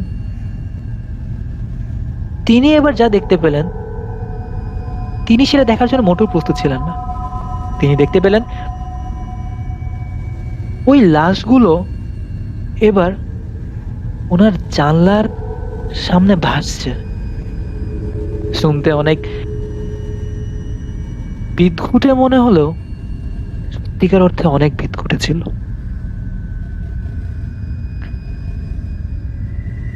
এবং সে লাশগুলো, গলা কাটা মাথাগুলো তাদেরকে কি জানি বলতে চাচ্ছে সে বিদঘুটে আওয়াজ করে করে। তিনি তৎক্ষণাৎ ওই রুম পরিত্যাগ করে সবাইকে ডাক দিলেন এবং সবাইকে ঘটনা খুলে বললেন। এবং স্ত্রী যখন জ্ঞান ফিরল, তিনিও সেম কাজটাই, অর্থাৎ স্টোরিগুলো শেয়ার করেছেন যে আসলে ওখানে কি হয়েছে। যাই হোক, এরপর থেকে মোস্ট অফ দ্য টাইম অনেক রিসোর্টেই কিন্তু এখন আর ফয়েজ লেগে ভাড়া দেওয়া হয় না। আর আমি এই স্টোরিটা শুনেছি সেখানকার একজন নাইট গার্ড থেকে। তিনি আমাকে বলতে মানা করেছিলেন, কিন্তু আমার কাছে মনে হয়েছে শেয়ার করা দরকার, তাই শেয়ার করেছি। Thank you so much. অসংখ্য ধন্যবাদ তোমাকে তাসিফ। অনেকগুলো ঘটনারই অনেক কারণ হয়তো বিশ্লেষণ করা যায় না, অথবা কেনই বা হয় সেটা বোঝা যায় না, অথবা অনেক সময় এগুলো কেন যেন মনে হয় আসলে কি ঘটনাগুলো সত্যি কিনা, নাকি বানানোর জন্যই, বা হয়তো ছোট বাচ্চাদেরকে ভয় দেখানোর জন্য। কিন্তু তারপর একটা প্রশ্ন থেকে যায়, যদি যদি ঘটনা সত্যি হয় তাহলে সেটা শুনতে কেমন শোনায়? যাক, এখানে আমাদেরকে গজা লিখেছে হচ্ছে ভয় পেয়েছে। এছাড়াও আরো অনেকে এখানে অনেক ধরনের মেসেজ করছেন। আমি আরেকবার রিকোয়েস্ট করবো শোয়ের রান টাইম পর্যন্ত আপনারা যদি শো রিলেটেড ছাড়া আর কিছু হয় এই টেক চ্যানেলটাকে এড়িয়ে চলবেন। আর আমাদেরকে কিছু জানানোর থাকলে আমাদেরকে মেনশন দিয়ে জানাবেন, যাতে আমাদের মেসেজগুলো পড়ে শোনাতে সুবিধা হয়। এর মধ্যে আমাদেরকে জিওর্মস বেবিকাল জানিয়েছে অনেক ভয়। ধন্যবাদ। আমাদের এটাই ইন্টেনশন যে আপনাদেরকে যাতে শীতের রাতে কিছুটা গরমের অনুভূতি দিতে পারি ভয়ের সাহায্যে। এরপর আমরা পরের ঘটনায় চলে যাব। আমাদের লিসনারদের মধ্যে একজন ইয়োরিয়া আমার কাছে। আপনি যদি আপনার ঘটনাটি বলতেন। ধন্যবাদ সিয়াম ভাই। আমি সময় না নিয়ে সরাসরি ঘটনায় চলে যাচ্ছি। আমার এই ঘটনাটা আমার খুব ক্লোজ এক বড় ভাইয়ের সাথে ঘটা, যার জন্য তার মা মারা যায় 2010 কি 11-র কাহিনী। সো ঘটনাটা মূলত তাদের পরিবার রিলেটেড, পূর্বপুরুষ থেকে। তার মা, আন্টি, তিনি এত সুন্দর একজন পার্সন ছিলেন, তো হঠাৎ করে তিনি মারা যান। আমি যখন ভাইয়াকে জিজ্ঞাসা করলাম যে ভাইয়া এক্স্যাক্টলি কি হয়েছে আমাকে একটু খুলে বলবা, তো তখন ভাইয়া আমাকে বলল তাদের মার বাড়ি থেকে ওনার বাবার বড় ভাই জিন পালতেন, এবং সেই আমার যে বড় ভাই তার মা মানে আন্টি অনেক পরহেজগার একজন মানুষ ছিলেন। তো তার বড় দাদা যখন মারা যাওয়ার আগে বলে গিয়েছিল যে আমি তো মারা যাব, এখন আমি যাদেরকে পুষতাম বা পালতাম তাদেরকে আমি ছেড়ে দিছি, কিন্তু আমার দ্বারা কিছু ভুল হওয়ার কারণে আমি ফিল করতে পারতেছি যে আমার মৃত্যু হবে। সো যদি তোমরা ভালো থাকো তাহলে হয়তোবা তারা তোমাদের কোনো ক্ষতি করবে না, আর নয়তো। এই কাহিনী তারা পরপর 3 পুরুষ ক্ষতি করবে, এরপর তারা চলে যাবে। তো আন্টির যথারীতি বিয়ে হলো। বিয়ে হওয়ার পরে ভাইয়া যখন ক্লাস 6 কি 7-এ পড়ে, সো তখন আন্টির একদিন হঠাৎ করে মাথা ব্যথা শুরু। তো সেই মাথা ব্যথায় এরকম অবস্থা যে উনি চিৎকার করতেছে, আর চিৎকার করে করে জাস্ট একটা কথাই বলতেছে, আমাকে মেরে ফেল। ভাইয়া তখন ছোট, তো ভাইয়া ভয় পেয়ে গেছে। পরে যখন সে তার নানুর কাছে যে কথাটা বললো, তো তার নানু তাকে বলে যে ওরকম কিছু না, হয়তো তোমার আম্মুর মাথায় বেশি ব্যথা করতেছে বিধে এরকম করতে। তো আমি বললাম যে ভাইয়া বললো যে আচ্ছা ঠিক আছে, ডাক্তারের কাছে নিয়ে গেল। ডাক্তারও তার মাথা ব্যথা সারাইতে পারলো না। তো সেখান থেকে ভাইয়া আন্টিকে প্রায় দেখতো মাথা ব্যথার কারণে পেইন কিলার খেতে। তো মাঝখানে যখন আন্টি সিরিয়াস অসুস্থ হয়ে যায়, মানে ভাইয়ের ছোট ভাই যখন হয়, তখন আন্টির মাথা ব্যথার পেইনটা আরো বেড়ে যায়, মানে সমস্যাটা আরো বেড়ে যায়। এমত অবস্থায় আঙ্কেল অনেক ডাক্তার দেখালো, কিচ্ছু হয় না। তো হঠাৎ একদিন এক ফকির তাদের বাসায় আসছে, এসে বলতেছে যে তোর যে সমস্যা সেটার জন্য তুই দায়ী, এবং এর জন্য তোর বড় ছেলের উপর প্রভাব পড়বে। আন্টি তখন বলতেছে যে কি, মানে আপনি কি বলতেছেন? আপনি ভিক্ষা নিতে আসছেন, ভিক্ষা নিয়ে চলে যাবেন, এরকম উল্টাপাল্টা কথা কেন বলতেছেন? তো তখন সেই ফকিরটা যেতে যেতে আবার বলতেছে, তোর যে সমস্যা সেটা তোর দোষে এবং তোর বড় ছেলের উপরও প্রভাব পড়বে।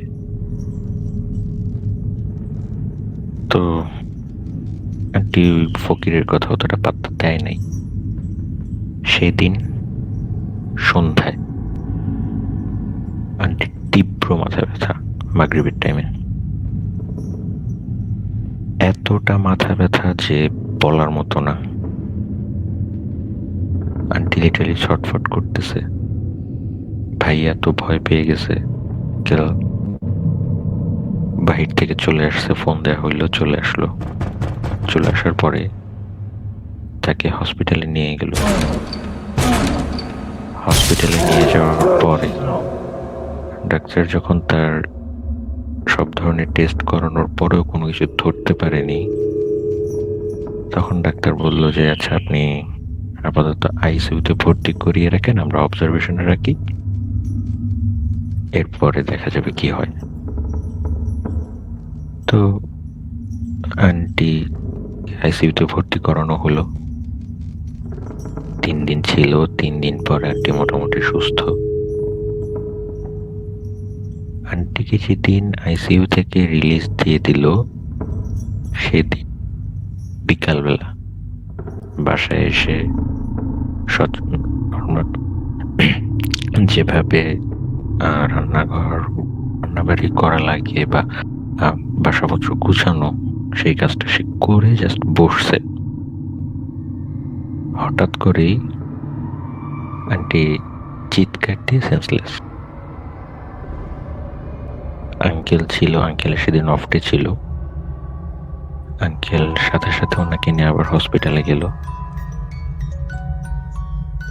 হসপিটালে যাওয়ার পরে ডাক্তাররা আবার টেস্ট করালো। টেস্ট করানোর পরে এবার ধরা পড়লো আন্টির মাথায়, ব্রেনের ঠিক পিছনে ছোট্ট একটা টিকটিকি ডিমের মতো কিছু একটা ফুলে আছে,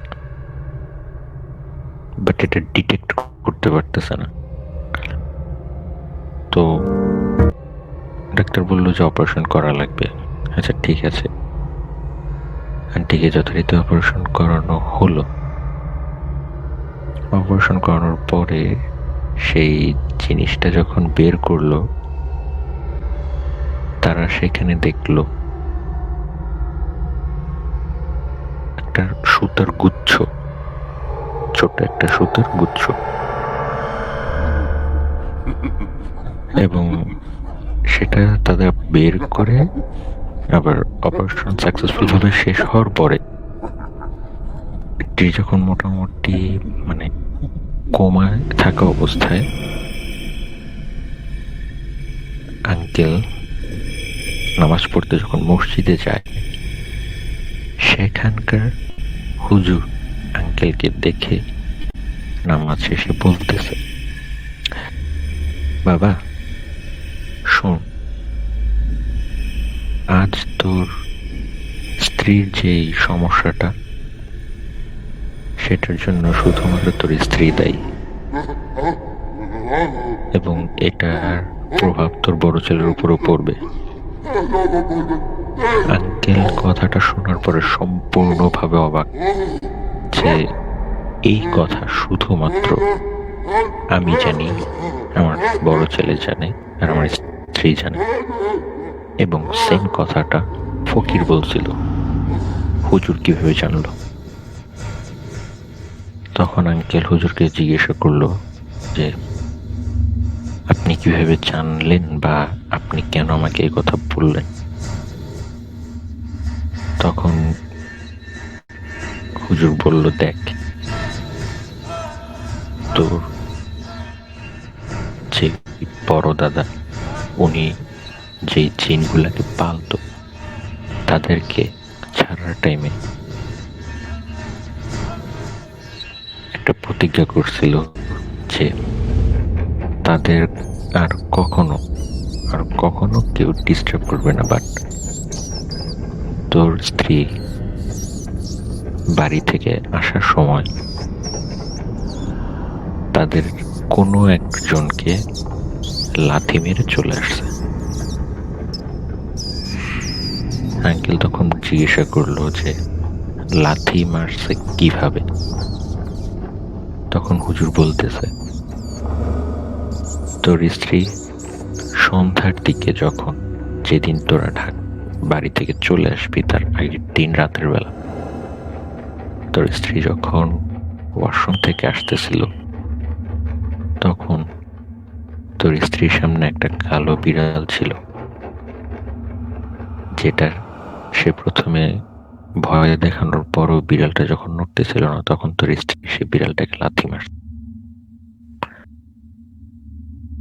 আঙ্কেল তখন বলল যে আপনি এই কথা জানলেন কিভাবে? বলে, তুই তখন সেখানে ছিলি, কিন্তু তুই তখন কিছু বলিস। তো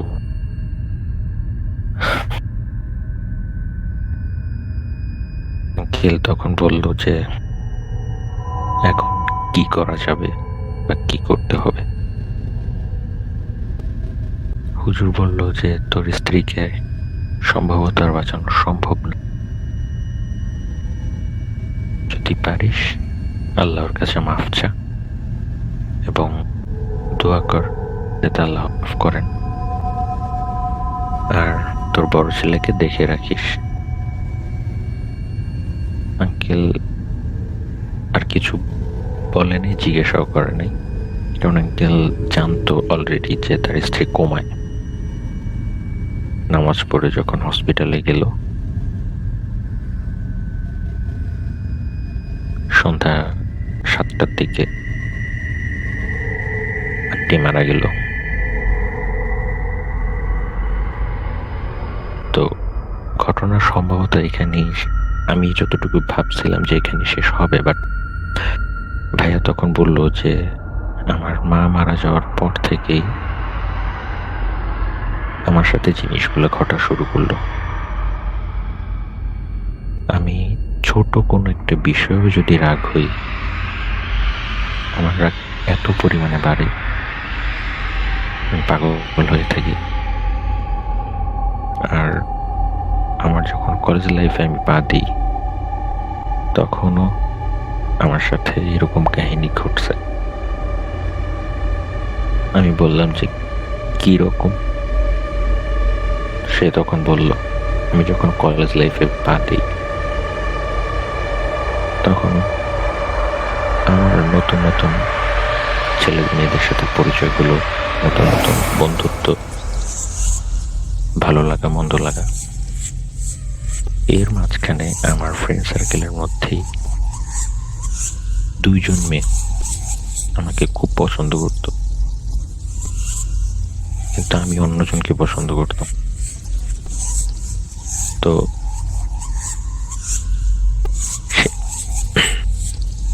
সেই 2জনকে যখন আমি বললাম যে আমি 3য় জনকে পছন্দ করি, সেই 2জন আমার সাথে ঝগড়া করে চলে গেল। তার 3 দিন পর থেকে আমার মাথা ব্যথা স্টার্ট, আমি আমার চোখের সামনে আমার মার চেহারা আবার ভাবসা শুরু করলো। আমার কোনো কিছু ভালো লাগে না। আব্বুর সাথে আমি রাগারাগি করি, ছোট ভাইটার সাথেও রাগারাগি করি। ভালো কথা বললেও রেগে যাই, খারাপ কথা বললেও রেগে যাই। তো যখন আব্বু এই জিনিসগুলা ফিল করলো, তখন আব্বু জাস্ট আমাকে এসে বলল যে, দেখ বাবা, তুই জানি না তুই এখন রাগ হবি কিনা, তবুও তোকে বলি, তোর কি তোর ফ্রেন্ড সার্কেলের সাথে সমস্যা হয়েছে? যদি হয়ে থাকে বল, মিটমাট করায় দিই। তবু এরকম আমার সাথে রাগারাগি, ছোট ভাইটার সাথে রাগারাগি করিস না। ভাইয়া তখন বলতেছে, আমার ইচ্ছা, তোমার যদি থাকতে মন চায় ঘরে তুমি থাকো, না হলে চলে যাও। আঙ্কেল এই কথাটা মানতে পারেনি। আঙ্কেলের সাথে ভাইয়ের তুমুল ঝগড়া চললো সেদিন। 2 দিন পরে ওনারা যখন বাড়িতে গেল, বাড়িতে যাওয়ার পরে সেই ফুপু, তার এক ফুপু ছিল, তার ফুপু দেখে তাকে বলতেছে, তুই এত লেট করে কেন আসছিস? তো আঙ্কেল তখন বলল যে, কেন, সমস্যা কি? তো পরে বলতেছে যে, তোর ছেলেকেই জিজ্ঞাসা কর, এবং তোর ছেলের সাথে কি কি ঘটতেছে সেটা তুইও খুব ভালো মতো জানিস। এত লেট করে আসাটা উচিত হয়নি। তো আঙ্কেল বলতেছে, আচ্ছা এখন কি করা লাগবে? ও সারাক্ষণ আমার সাথে ঝগড়া করে, ছোট ভাইটারে মারে, বাসায় ঠিকঠাক ভাবে থাকে না, কারোর সাথে কথা বলে না ভালো মতো। তো তখন ফুপু বলল যে, আমার কাছে এক হুজুর আছে পরিচিত, ওনাকে নিয়ে দেখায় আনি, চল। তো যেই কথা সেই কাজ, ভাইয়াকে নিয়ে গেল। হুজুর ভাইয়াকে দেখার সাথে সাথে বলে উঠল যে, বাবা তুমি এখানে বসো, আর আপনারা বাইরে যান। আপনারা ওকে আনতে লেট করে ফেলছেন, যদিও তবু বাইরে যান, আমি দেখতেছি। তখন হুজুর তাকে নিয়ে বসলো। বসার পরে তাকে বলতেছে কিছু কিছু জিনিস, কিছু কিছু কথা যেগুলো শুধুমাত্র আঙ্কেল আর ভাইয়া জানতো, হুজুর সেগুলো পর্যন্ত ভাইয়াকে বলছে। বলার পরে ভাইয়ের পিঠে হুজুর হাত দেওয়া মাত্র ভাইয়ের আর কিছু মনে নেই, বাকিটুকু আঙ্কেলের কাছ থেকে শুনলাম যে আঙ্কেল দেখতেছে যে ভাইয়া 3 ফুট উপরে মাটি থেকে, হুজুরও 3 ফুট উপরে, এবং হুজুর জোরে জোরে সূরা পড়তেছে আর বলতেছে, তুই ওর মাকে নিয়ে গেছিস, ছেলেটাকে তো রেহাই দে। তখন ভাইয়ার কণ্ঠ চেঞ্জ করে মোটা কণ্ঠে এবং ভারী কণ্ঠে বলতেছে, আমার সাথে ওর মা এরকম করছে কেন? আমাকে কেন লাথি মারছে? তখন হুজুর বলল যে, তুই তোর মাকে নিয়ে গেছিস, এখন তুই ওকে কেন ধরছিস? ওর মাকে নিছি, আমি ওকেও নিব। তো তখন বলতেছে যে, না তুই নিতে পারবি না। তো এক কথায় দুই কথায় হুজুর সূরা পড়া শুরু করলো। সূরা পড়ে যখন ভাইয়ার গায়ে ফু দিল, ভাইয়া উপর থেকে মাটিতে বসলো, বসার পরে চুপচাপ এরপর হুজুর সূরা পড়ে সেকেন্ড বার যখন ফু দিল, তখন ভাইয়া নিজের ভয়েসে বলল, আমি এখানে কেন? ততক্ষণে সব মোটামুটি ঠিকঠাক। ভাইয়া বেরোইলো রুম থেকে, হুজুরে বেরোইলো। আঙ্কেলকে হুজুর বলল যে কিছুক্ষণের জন্য হোক আর কয়েক বছরের জন্য হোক, আমি খুব বেশি কিছু করতে পারিনি, কিন্তু সম্ভবত ও কয়েক বছরের জন্য সেফ থাকবে। আর এই তাবিজটা ওকে হাতে পরিয়ে রাখবেন। ও যেখানে যাবে যদি তাবিজটা ঠিকভাবে থাকে তাহলে ও সবসময় ভালো থাকবে। আর নয়তো তাবিজটা যদি কোনো কারণে তার কাছ থেকে হারায় বা সে তাবিজ থেকে দূরে থাকে, তাহলে হয়তো বা আপনার বড় ছেলেকে আর বাঁচানো সম্ভব। তো আঙ্কেল জিজ্ঞাসা করলো যে এটা কি কোনোভাবেই পসিবল না? বলে না, কোনোভাবেই না, সম্ভব না। কারণ ও অনেক রেগে আছে এবং ও সুযোগ খুঁজবে সব সময়। তো এখন পর্যন্ত আল্লাহর রহমতে ভাইয়া ঠিকঠাক এবং আঙ্কেলও ঠিকঠাক। সো এই ছিল কাহিনী। ধন্যবাদ। ধন্যবাদ জানাই ইউরিয়াগামকে তার স্টোরির জন্য। বেশ লম্বা আর চিন্তাদায়ক স্টোরি ছিল, কনসিকুয়েন্স নিয়ে স্টোরি ছিল। ধন্যবাদ জানাই। আর ব্যাকগ্রাউন্ড মিউজিকের জন্য সবাই অনেকের তারিফ শুনতে পাচ্ছি আমাদের নোমাইক চ্যাটে, যার জন্য আমরা ধন্যবাদ জানাবো উৎসকে, অথবা এখানে যারা তাকে কান্না শাহেদ হিসেবে চিনেন তাকে। এই সাউন্ড, এই প্রত্যেকটি ইফেক্ট সবকিছু তারই। আর এই শোটাকে আরো ভয়ানক বানানোর জন্য তাকে আবারও ধন্যবাদ জানাই। এবং আসলেই কিন্তু কানা ছাড়া অর্থাৎ শাহেদ ছাড়া এই শোটা কিছুই ছিল না। অর্থাৎ আমাদের এই মিউজিকটার কারণে যতটা এই শোটা মর্মাহত, যতটা গুরুত্বপূর্ণ হয়েছে বা যতটা